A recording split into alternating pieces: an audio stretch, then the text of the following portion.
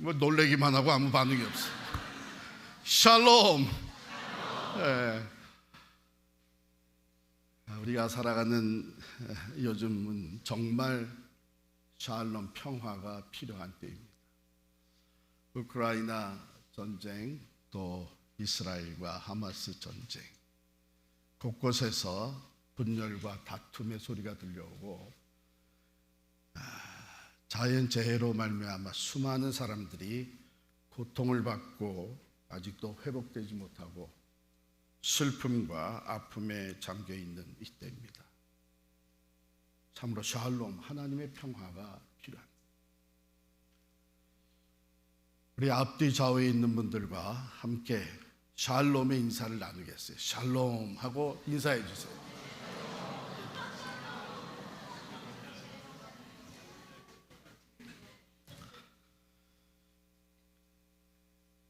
다른 사람뿐만 아니라 우리 자신들이 우리 마음의 평화가 그 어느 때보다도 필요한 것 같습니다.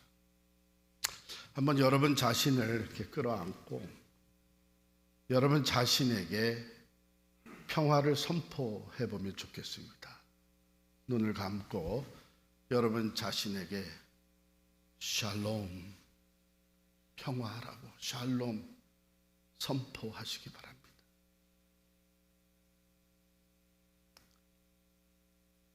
샬롬.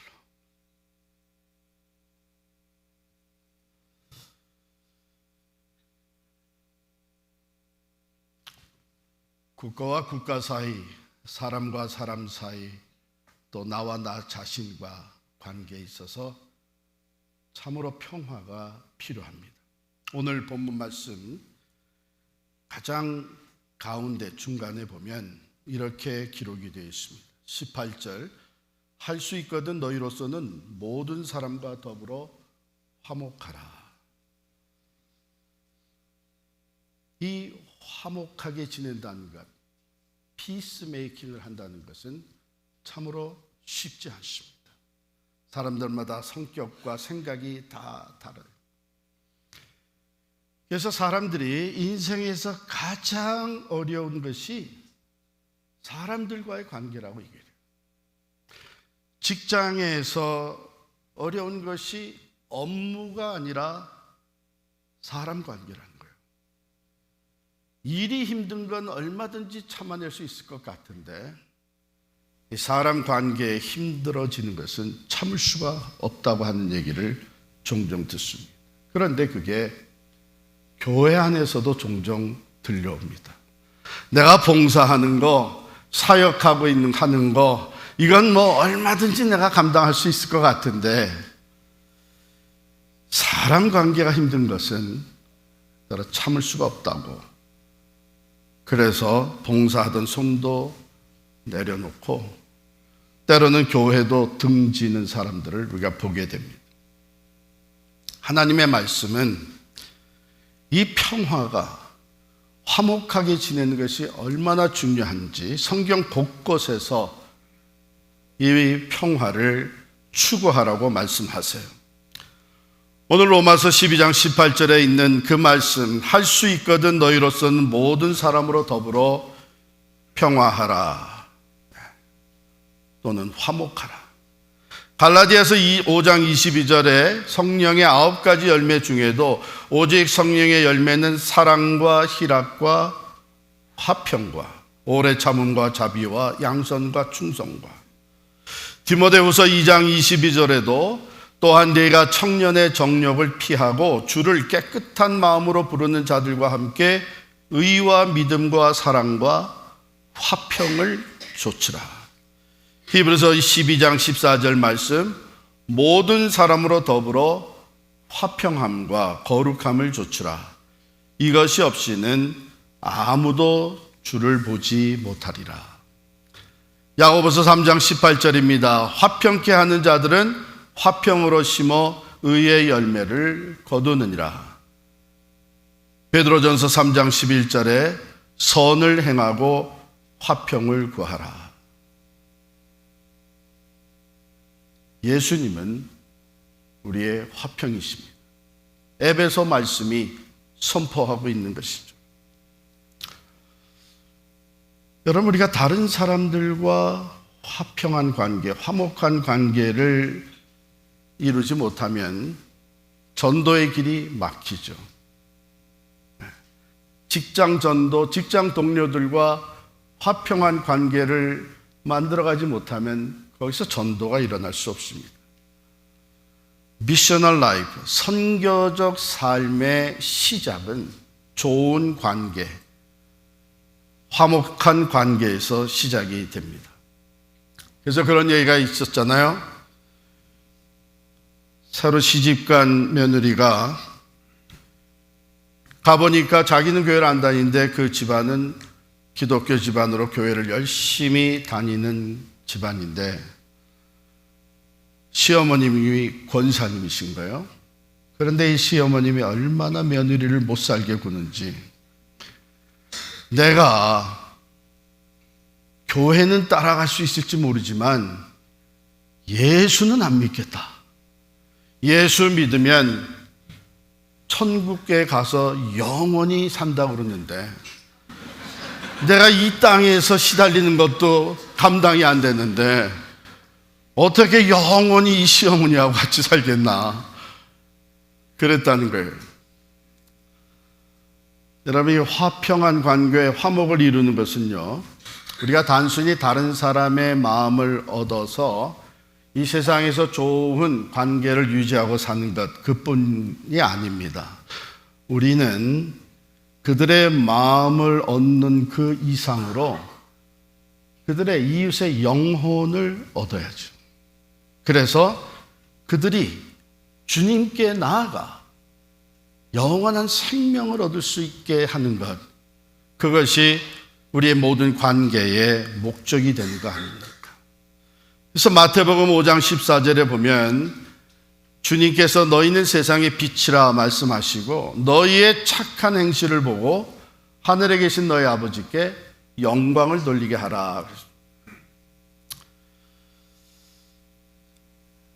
우리가 다른 사람과 화평한 관계를 이루려면 우리가 내 자신을 향해서 샬롬 했듯이 내 안에 먼저 평화가 있어야 되겠죠. D.L. 무디 목사님, 아주 유명한 부흥사셨고 유럽과 미국을 참으로 복음으로 변화시키는 놀라운 역사를 감당했던 분이십니다. 그분의 이런 일화가 있어요. 한 번은 이제 설교 전에 기도하시면서 준비하고 있는데 어떤 분이 쪽지를 하나 가져다 준 거예요. 그런데 이것이 공격성 글입니다. 그래서 눈을 뜨고 그 쪽지를 보니까 무슨 광고 부탁인가 하고 봤는데 거기에는 한 단어만 딱 적혀 있는 거예요. 바보, 이렇게 써 있는 거예요. 바보라고. 여러분, 이 자존심이 얼마나 상하겠어요. 그것도 설교하기 전에 화가 날 뻔하고, 또 분명히 이 자리에 앉아있는 사람 중에 한 사람인데 이것을 쪽지를 올려놓고 지금 혼자서는 얼마나 즐기고 있을까. 무디 목사님이 청중을 향해서 이렇게 말씀했습니다. 누가 제게 광고 쪽지를 전달하신 것 같습니다. 그런데 이상하게도 광고 내용은 없고 이름만 써 있네요. 그랬어요.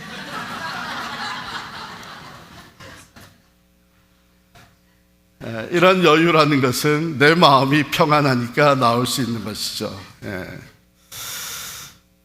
자, 우리가 어떻게 이웃과 다른 사람들과 화목한 관계를 맺어나가고 그러므로 말미암아 선교의 길이 열릴까? 여러분, 성경에서는 이것을 갖다가 a man and woman of peace, a person of peace라고 얘기를 해요. 여러분 기억하세요? 예수님이 제자들 파송하실 때 너희가 어느 동네 들어가든지 들어가서 그 집의 평안을 빌라. 만약에 그것을 받아들이면, 이렇게 돼 있는데, 만약 그 집의 주인이 평화의 사람이면 거기에 머물러서 떠날 때까지 거기 유숙하라, 이런 말이 있죠. 이게 person of peace입니다. 평화의 사람. 왜 그런 집에 머무르라고 그러냐면 이 평화의 사람들은 그 동네에 살고 있는 다른 사람들과 화목한 관계를 유지하고 있는 사람일 가능성이 가장 큽니다. 그러니까 그 평화의 사람의 집에 머무르면서 그 사람을 통해서 그곳의 이웃들, 다른 사람들에게 복음이 전해지기가 수월한 거예요. 그러니까 우리가 그런 사람이 된다는 것.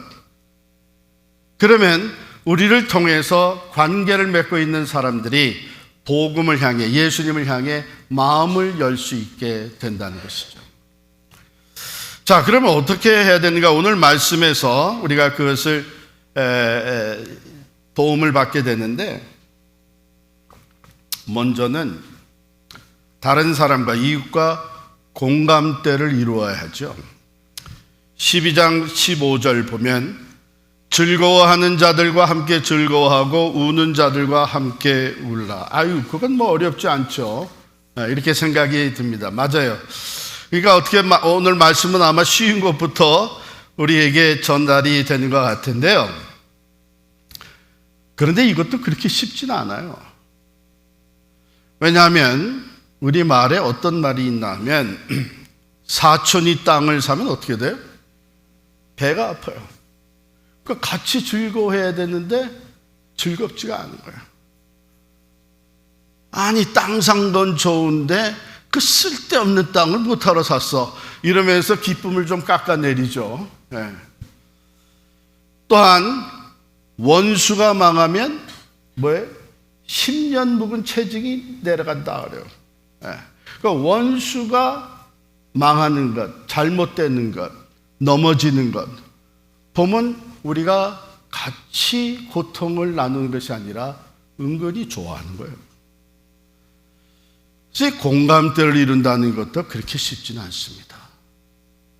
다른 사람이 기뻐하고 즐거워할 때 함께 기뻐해 줌으로써 그 즐거움과 기쁨이 2배로 늘어나고, 다른 사람이 힘들고 고통스럽고 슬퍼할 때에 그 슬픔과 고통을 함께 나누면서 그 고통이 반으로 줄어들게 만들고, 이런 공감대가 이루어지게 되면 우리 사람 관계가 아주 선한 아름다운 관계로 성장이 될 수 있겠죠. 이것이 우리에게 꼭 필요합니다. 우리가 복음을 전하는 사람들, 선교적 삶을 살려면 우리의 선교적 행위는 먼저 다른 사람의 입장에 들어가서 그 사람이 기뻐하는 것 같이 기뻐하고 그 사람이 고통스러워하는 것, 슬퍼하는 것 같이 나눌 수 있을 때에 화목한 관계를 맺을 수가 있는 것이죠. 2번째는 우리 겸손해야 합니다. 16절 보면 서로 마음을 같이 하며 높은 데 마음을 두지 말고 도리어 낮은 데 처하며 스스로 지혜 있는 채 하지 말라. 우리가 사람을 사귈 때, 관계를 맺을 때 세상은 우리에게 항상 어떻게 도전을 하고 하냐 하면 나보다 높은 사람, 잘 나가는 사람, 그래서 내게 유익이 될 만한 사람, 이해타산이 앞서서 관계를 맺죠. 제가 한국을 방문했다가 이런 얘기를 듣고 깜짝 놀랐어요. 초등학교 2학년 아이들이 새학년이 시작이 돼서 새 친구를 사귀게 될 때에 서로 물어보는 게 있답니다.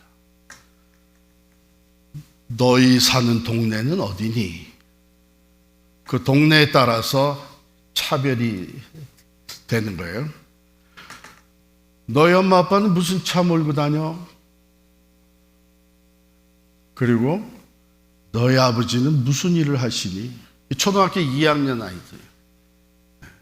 그래가지고 그 답을 보고 그 다음에 자기에게 맞는 친구를 사귄다는 거야. 걔들이 뭘 알겠어요? 집에서 얘기한 거죠. 너 이제 학교 가서 아무나 친구 사귀지 마라. 그러면서 이런 그러니 그 아이들이 어렸을 때부터 항상 이 사람이, 이 친구가 내게 도움이 되나? 내가 사귀어서 유익이 되나? 이런 이해타산을 가지고 관계를 맺어간 우리 그리스도인들은 그렇게 해서는 안 되는 거예요. 서로 마음을 같이 하며 높은 데 마음을 두지 말고 도리어 낮은 데 처하며 스스로 지혜 있는 자 체하지 마라. 겸손해야 된다는 겁니다. 낮아져야 된다는 것입니다. 우리가 믿고 사랑하고 따르는 예수 그리스도는 낮은 곳에 탄생하셨잖아요. 섬김의 삶을 사셨잖아요. 나중에는 자기의 생명까지 내어주시면서 죄로 원수된 하나님의 원수된 자들을 구원하여 주셨잖아요. 저는 오늘 말씀을 준비하면서 참 하나님께 감사드렸어요. 왜냐하면 여러분들은 일찍이 저를 만나보질 않았기 때문에 제가 어렸을 때부터 얼마나 교만했는지를 모르실 거예요. 저는 항상 제가 제일인 줄 알았어요. 내가 제일 똑똑하고 그리고 또 내가 제일 앞장서야 되고 무엇이든지 내가 제일 잘해야 된다. 이 생각이 저에게는 아주 가득했습니다. 그래서 저보다 누가 잘한다 그러면은 그걸 그냥 보지를 못하는 거예요. 어떻게 해서든지 내가 따라잡아야 되는 거예요. 그러니까 한마디로 얘기하면은 항상 자기 잘났다고 하면서 성장을 했죠. 물론 겉으로 보이는 모습은 그렇지는 않았습니다. 제가 이래봬도 초등학교 6학년 때, 그때 국민학교라고 불렀는데 서울시장이 수여하는 모범 어린이 표창을 받은 사람이에요. 그런데 제 마음은 늘 그랬어요. 여러분, 제가 그냥 그대로 자라가지고 지금 목회를 한다면 여기 여러분 남아있을 거예요? 다 흩어지고 말았을 거예요. 왜? 저 잘났다고 하는 목사 그 누가 따라다닙니까? 근데 하나님께서 저를 쭉 다듬어 주셨어요. 제 교만한 것을 깎아주시고 낮은 곳으로 내려가게 하시고 어려운 상황에 놓이게 하시고 때로는 내가 아무리 노력해도 되지 않는 것을 경험하게 하시고 그러면서 많이 겸손해졌죠. 그래서 이만큼 목회도 하고 있다 이런 생각이 들어서 이 말씀을 준비하면서 얼마나 감사한지 몰라요. 그렇습니다. 여러분, 사람 관계를 맺을 때에 내가 겸손히 낮아져서 남을 높여주면, 다른 사람을 섬겨주면 누구나 다 좋아하죠. 그런데 내가 너보다 낫다, 내가 너보다 우월하다, 넌 내 아래야 하는 거를 그저 기회만 있으면은 말하고 보여준다면 그 곁에 있을 사람은 아무도 없습니다. 그래서 우리가 선교적 관계를 맺고 선교적 행위라는 것은 바로 우리가 낮아져서 섬기는 것입니다. 낮은 곳으로 내려가는 것입니다. 내 유익이 아니라 다른 사람의 유익을 구하는 것입니다. 이게 겸손인데, 여러분, 우리가 교회 생활을 오랫동안 하다 보면 겸손이 이벤트화 될 수가 있습니다. 특별한 경우에 이벤트성으로. 왜? 다른 사람들이 다 보고 있으니까. 다른 사람들이 다 듣고 있으니까. 그건 진정한 겸손이 아니죠. 진정한 겸손은 우리의 일상생활에서 묻어나오는 것입니다. 겸손한 척하는 것이 아니라 진짜 겸손히 낮아져서 다른 사람을 섬기고 다른 사람의 유익을 위해서 희생할 줄 아는 것이 겸손입니다. 교만은 다릅니다. 교만한 것은 꼭 관계 문제를 일으키는데 항상 자기가 맞고 다른 사람은 틀리다고 하죠. 나한테는 판단할 자격이 있지만 다른 사람에게는 그게 없다고 생각을 하는 거예요.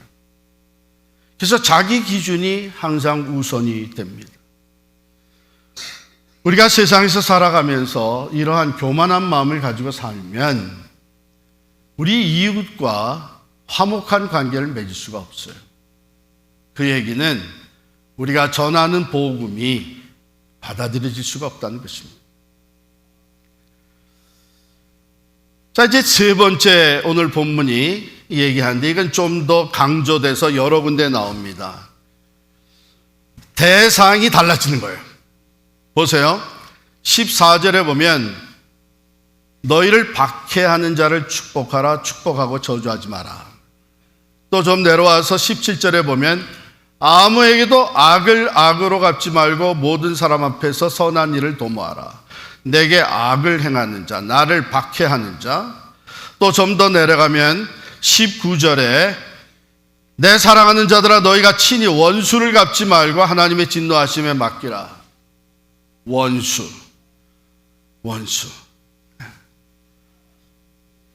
이건 좀 차원이 다른 거예요. 그죠? 왜냐하면 첫 번째, 두 번째 얘기, 우리가 공감대를 이루고 다른 사람한테 내가 겸손히 낮아져서 사랑을, 섬김을 실천해서 좋은 관계를 맺는다. 이것은 일반 사회에서도 얼마든지 우리가 듣고 또 얘기하는 것입니다. 그런데 원수를 축복하라? 이건 사회에서 번쩍 들어보지 못한 얘기예요. 악을 악으로 갚지 말고 오히려 선을 행하라? 원수를 사랑하고 섬겨줘라? 이것은요, 일반 사회에서는 있을 수 없는 일입니다. 그런데 하나님의 말씀은 우리에게 이것을 거듭 강조하고 있습니다. 제가 이미도 본문에서 포인트아웃 한 것처럼 너희를 박해하는 자, 생각해 보세요. 이게 로마서에 기록됐습니다. 로마에 있던 크리스찬들에게 당시에 전달된 서신입니다. 로마가 기독교를 한참 박해하고 있을 때에 이 서신이 전달된 거예요. 그러니까 일상사회에서 내가 기독교 신앙, 예수를 믿는 사람이기 때문에 받는 박해가 엄청 강했던 거예요. 그런데 그런 상황에 있는 사람들에게 너희 박해하는 자를 축복해라, 저주하지 마라. 아무것도 잘못한 것이 없는데 너희에게 이 악한 일을 행하는 자들에게 악으로 갚지 마라. 오히려 선한 일을 도모해라. 20절에 보면 너희를 박해하고 너희에게 악을 행하는 원수가 줄이거든 먹여줘라. 목마르거든 마시게 하라. 여러분, 이게 우리 그리스도인들에게 주신 하나님의 말씀입니다. 예수님도 일찍이 누가복음 6장 27절 28절에 보면 너희 원수를 사랑하며 너희를 미워하는 자를 선대하며 너희를 저주하는 자를 위하여 축복하며 너희를 모욕하는 자를 위하여 뭐 하라고요? 기도하라.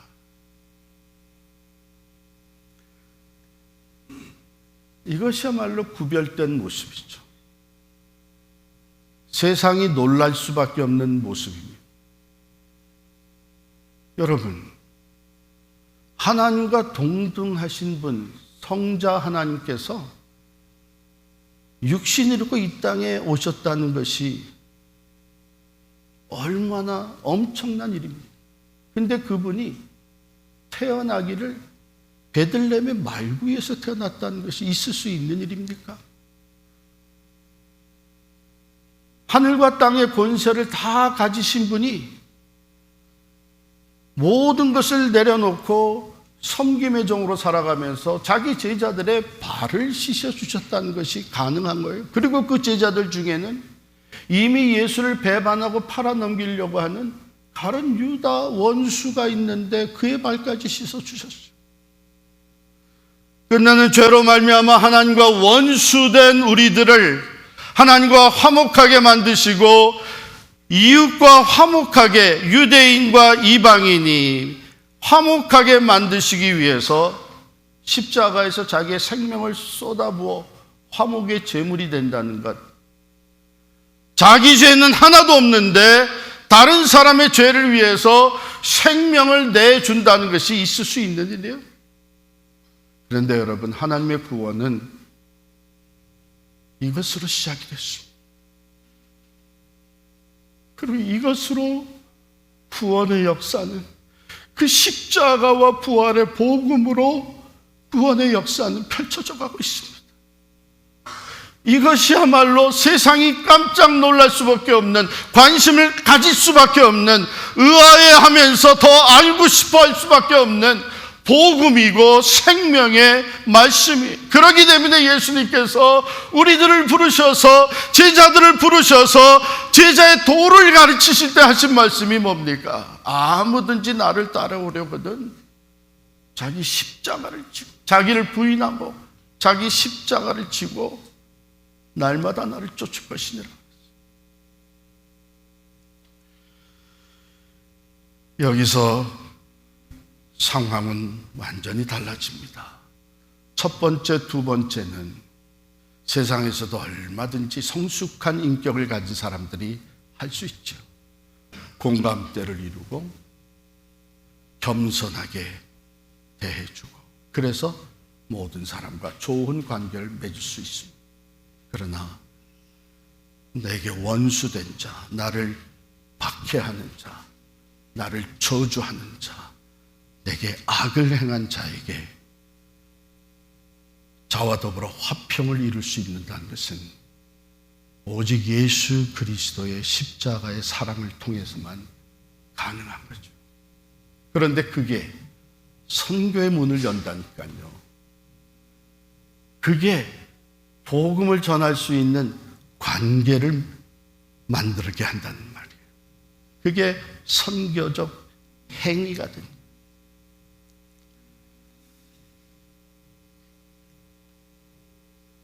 자, 그러기 위해서 첫 번째 우리가 해야 될 것은 맡기는 거예요. 맡기는 거예요. 왜? 우리에게는 누구나 다 우리의 그 본성이 뭡니까? 내가 해를 입으면 똑같이 해롭게 만들고 싶은 것이죠. 내게 악을 행한 자에게 내가 복수하고 싶은 것이죠. 어쩌면 지금도 우리의 정도의 차이는 있을지 모르지만 우리 안에 복수심이 자리 잡고 있을 수 있습니다. 두고 보자. 근데 이것을 우리가 맡겨야 되는 거예요. 19절 말씀입니다. 내 사랑하는 자들아, 너희가 친히 원수를 갚지 말고 하나님의 진노하심에 맡기라. 기록되었으되 원수 갚는 것이 내게 있으니 내가 갚으리라고 주께서 말씀하십니다. 이거 우리가 할 일이 아니라는 거예요. 여러분, 이런 말이 있잖아요. 복수하는 일에는 두 개의 무덤이 필요하다 그랬어요. 내가 복수해서 한 사람을 죽여서 그 사람을 무덤에 들어가게 만든 것으로 끝난 게 아니라는 것이죠. 반드시 또 내가 그 복수를 당하게 됩니다. 그렇기 때문에 심판하는 것이 우리에게 있다는 것을 여러분들은 착각하면 안 됩니다. 하나님의 말씀은 심판하고 원수 갚는 것은 내가 하는 것이다. 하나님께 있는 것이다. 너희로서는 할 수 있거든 모든 사람과 더불어 화목하라 하신 거예요. 다른 말로 바꾸면 내가 심판하고 원수를 원수로 갚는 것은 내가 하나님의 자리에 가는 거예요. 그건 하나님이 하시는 것이기 때문에 하나님께 맡기라. 그리고 할 수 있거든 너희로서는 모든 사람과 더불어 화목하라 그랬는데, 여기 할 수 있거든이란 말에 두 가지 의미를 생각하게 돼요. 하나는 우리의 한계죠. 내가 용서하고 싶고 화목한 관계를 다시 맺고 싶지만 이게 안 되는 우리의 한계. 하나님 그걸 아세요. 그러나 그렇다 그래서 포기하는 것은 아닙니다. 여전히 노력해야 됩니다. 안 되기 때문에, 내 힘으로는 안 되기 때문에. 그러나 하나님의 말씀 분명히 화목하라고 하셨기 때문에 하나님 나를 도와주세요. 내게 십자가의 사랑을 부어주세요. 해야 되는 거예요. 또 할 수 있거든의 의미, 또 다른 것을 보게 되면 우리가 화목한 관계를 도모해서 내가 먼저 찾아가지고 내가 용서해주고 다시 손 내밀어 주더라도 그 손을 안 잡을 수 있는 경우가 있습니다. 그래서 화목하게 되지 않는 결과도 있습니다. 그것도 하나님께 맡기고 우리로서는 할 수 있는 만큼 해야 된다는 것이죠. 자, 우리 여기서 꼭 짚고 넘어가야 되는 것이, 그렇다 그래서 악을 가볍게 여기라는 얘기는 아닙니다. 죄를 그냥 무관하게 지나가라는 얘기는 아닙니다. 악과 죄는 그 값이 치러져야 합니다. 그런데 그것을 우리가 치르게 만드는 것이 아니라 하나님이 하시는 거예요. 하나님이 하시는 거예요. 여러분, 시편에 보면 성경에 이런 말씀이 기록되어 있다는 게 이해가 안 가요 하는 것들이 있어요. 시편에 원수를 저주하는 기도들이 나옵니다. 하나님, 내 목전에서 내 원수가 죽는 것을 보게 해 주십시오. 하나님, 내 원수의 가문에 대대로 자녀가 없게 해 주십시오. 하나님, 저들이 평생 빌어먹게 해 주십시오. 저들이 행한 악에 배로 갚아 주십시오. 여러분, 이런 내용이 시편에 나와요. 근데 여러분, 이것은 뭔가 하면 저주의 기도가 아닙니다. 이것은 탄원의 기도예요. 다른 사람에게 쏟아놓을 수 없기 때문에. 여러분, 목사가 아무리 속상하다 그래가지고 교인 앞에서 그냥 이럴 수 있어요? 못해요. 그런데 그럼에도 불구하고 말씀대로 화목한 관계를 회복하기 위해서는 이게 여기 가득 있어가지고 이게 또 안 돼요. 그러면 어떻게 해야 돼요? 하나님께 다 쏟아놓는 거예요. 여러분도 하나님께 다 쏟아놓는 거예요. 내가 원수를 갚는 게 아니라 하나님께서 하신다 그랬으니까 하나님이 알아서 하십시오. 나는 이렇게 됐으면 좋겠습니다. 나는 이런 걸 좀 봤으면 좋겠습니다. 탄원하는 거예요. 이렇게 탄원하고 하나님께 쏟아놓다 보면 우리의 마음에 좀 여유가 좀 생기기 시작을 하고 우리의 감정이 좀 수그러들기 시작을 하고 성령께서 우리로 하여금 화목을 도모할 수 있도록 도와주십니다.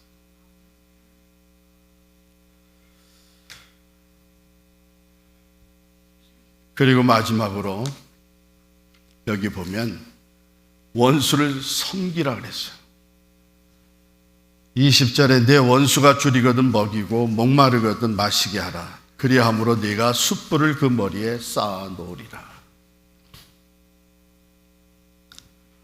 원수를 축복하고 우리가 기도하면서 비록 원수지만 말씀에 순종해서 축복하는 기도를 해주고 그 다음에 내 안의 모든 것은 다 하나님께 맡기고 원수 갚는 건 하나님이 하시는 일이고 나는 내가 할 수 있는 것 화목을 도모하기 위해서 여기 보면 축복하며 기도할 뿐만 아니라 실제로 섬기는 거예요. 내 원수가 줄이거든 먹이고 목마르거든 마시게 하라. 그리함으로써 어떻게 된다 그래요? 원수 되었던 자가 자기 자신을 부끄럽게 여기게 되는 거예요. 도대체 당신이 왜 이렇게 하느냐? 알고 보니까 이 사람이 예수 믿는 사람이라. 예수님이 내게 그렇게 하셨기 때문에 나도 말씀대로 내 원수를 섬기는 것이죠.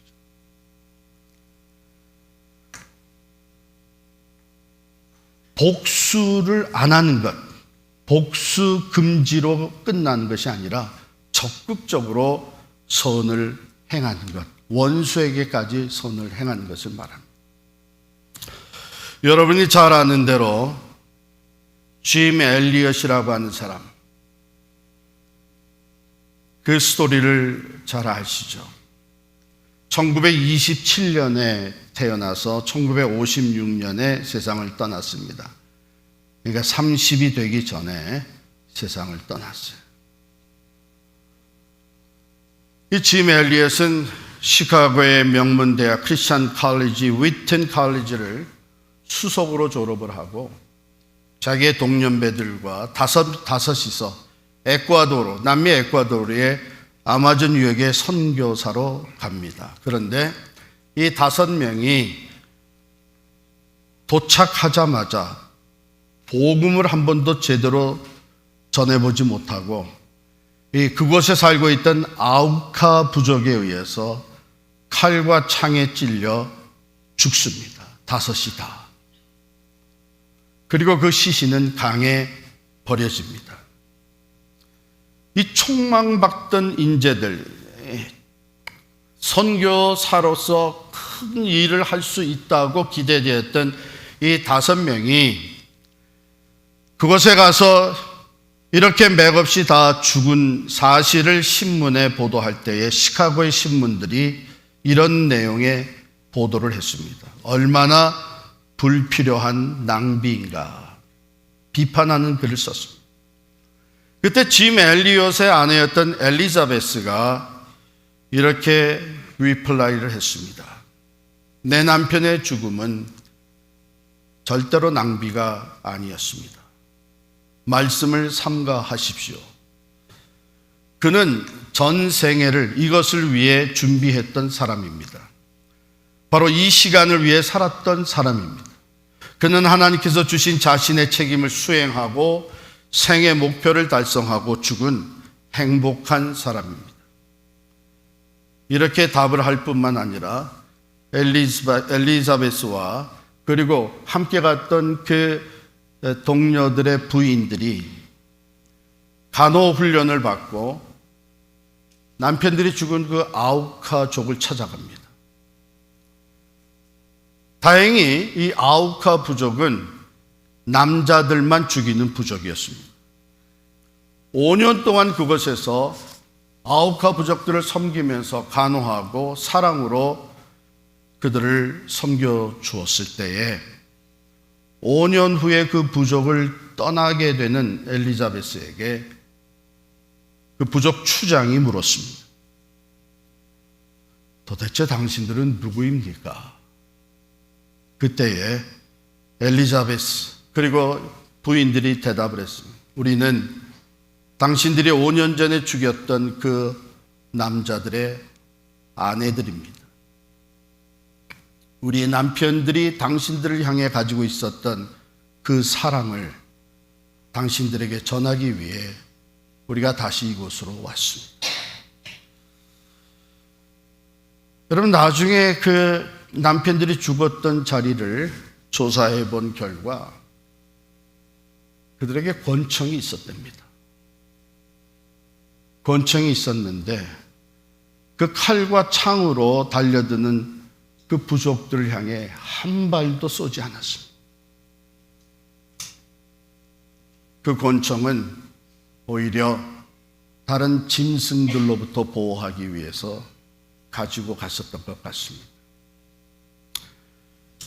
그 아내들이 이렇게 섬기고 난 후 수십 년이 지난 후에 그 마을에는 수백 개의 교회가 생겼습니다. 짐 엘리엇이 죽었던 그 마을 교회의 담임 목사가 짐 엘리엇의 아들이 되었습니다. 아들이 담임 목회를 했어요. 더 놀라운 것은 그 교회의 장로로서 또 주일학교 교사로 섬기는 사람들이 짐 엘리엇과 그의 동료들을 죽인 장본인들이었습니다. 짐 엘리엇의 대학 기숙사 방에 늘 붙여져 있었던 글귀 하나가 바로 이것입니다.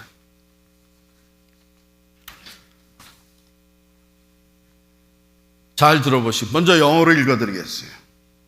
He is no fool who gives what he cannot keep to gain that which he cannot lose. 잃어버릴 수 없는 것을 얻기 위해 지킬 수 없는 것을 버리는 자는 결코 어리석은 자가 아니다. 이 세상의 생명은 언젠가는 잃어버리게 됩니다. 그러나 영원한 생명을 얻기 위해 어차피 내가 지킬 수 없는 내 생명을 내어주는 자는 지혜로운 자다. 영혼을 얻기 위해 복음을 전하기 위해 한 영혼을 살리기 위해 내가 가지고 있는 것을 재물이나 명예나 인기를 내어주는 것은 지혜로운 것입니다.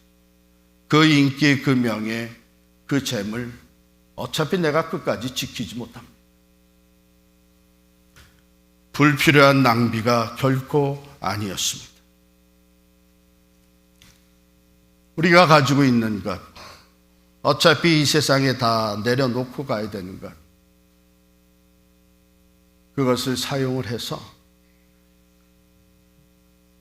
얻지 않으면 안 되는 것, 반드시 얻어야 되는 그 구원과 영생과 전도의 열매와 선교의 역사는 우리가 반드시 얻어내야 되는 것입니다. 영원한 것입니다. 그것을 위해 영원하지 못한 것을 내가 내어준다는 것은 참으로 지혜로운 일입니다. 선교적 행위, 그것은 바로 우리가 원수까지 사랑할 때에 선교의 문이 열리는 놀라운 통로가 됩니다. 오늘 말씀을 마무리하면서 제가 같은 본문을 유진 패러슨 목사님, 박사님이 쓰신 메시지 성경으로 읽어드리겠습니다. 14절부터입니다.